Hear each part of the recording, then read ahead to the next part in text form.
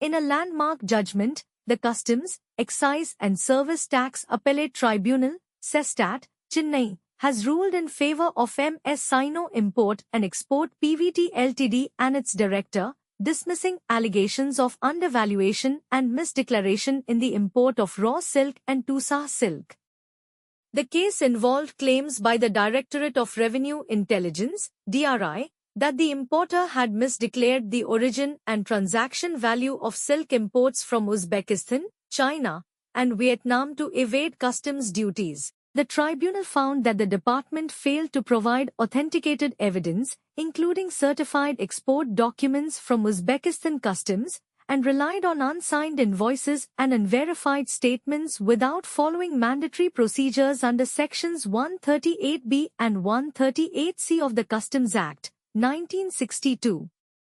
The tribunal also rejected the department's comparison of transaction values with average unit prices of other importers, citing the lack of credible evidence and the failure to account for factors like quantity, quality, and negotiation terms. The tribunal followed key case citations, including Commissioner of Customs, Imports, V. Junaid Kuria, 2024, 388 ELT, 529 SC, which emphasized the importance of adhering to procedural safeguards and evidentiary standards in customs adjudication.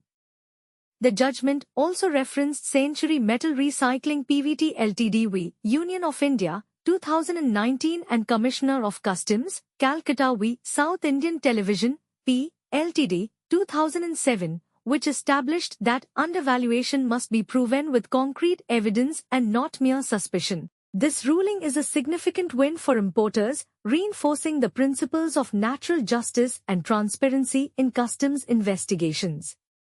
It serves as a reminder to authorities that allegations must be backed by solid evidence and proper adherence to legal procedures.